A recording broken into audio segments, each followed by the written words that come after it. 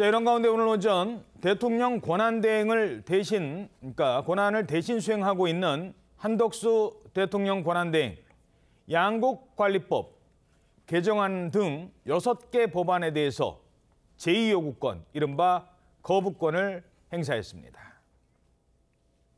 지난 12월 6일 국회를 통과하여 정부로 이송된 법률안 중에는 그동안 정부와 여당이 지속적으로 반대 입장을 표명해온 6건의 법률안이 포함되어 있습니다.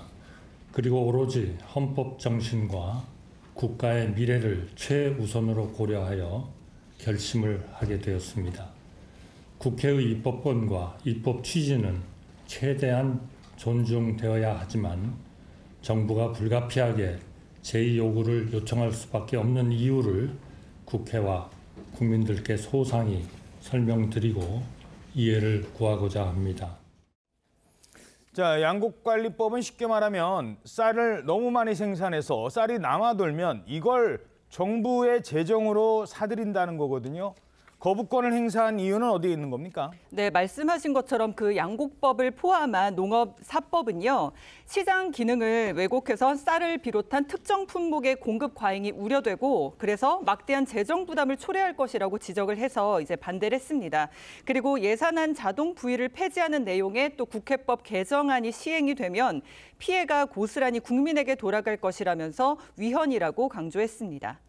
자, 그러면 이 거부권이 오늘 행사가 됐는데 이 법들은 이제 어떻게 되는 거예요? 네, 이 지난달 28일 야당 주도로 국회 본회의를 통과한 이 6개 쟁점 법안들은요, 한 권한대행의 거부권 행사로 인해서 다시금 국회에서 논의를 하게 되겠습니다. 그 다시 국회가 법률로 만들고자 한다면 각각 이 법안들을 재표결에 붙여서 제적의원 과반수 출석과 출석의원 3분의 2 이상의 찬성을 얻어야 하고 이 재표결을 만약에 통과하지 못하면 법안은 그대로 폐기가 되게 됩니다. 예. 자, 이러자 민주당 한 총리, 한덕수 대통령 권한대행의 거부권 행사와 관련한 입장을 내놓습니다. 거부권 행사는 국민의 뜻이 아니라 내란 숙의 윤석열의 뜻을 따르겠다는 선언입니다. 만약 한덕수 권한대행이 탄핵 민심을 무시하고 권한을 남용해 거부권을 행사한다면 응분의 대가를 치르게 될 것임을 엄중 경고합니다. 12.3 내란 사태의 빠른 종결을 위해 내란 수괴를 긴급 체포해야 합니다.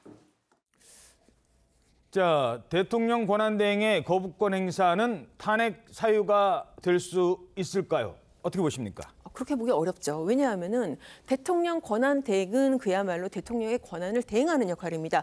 대통령의 권한 중에서는 법안에 대한 제2요구권, 그러니까 거부권이 있는 거고요. 그거를 행사를 한 겁니다. 뭐 여기에 대해서 야당이 입법권 침해라고 비판은 할 수 있지만은 탄핵 사유는 그야말로 직무수행 과정에서 헌법이나 법률을 위반한 경우여야 됩니다. 만약에 대통령의 권한이 아닌 것을 권한 대행이 행사를 했다.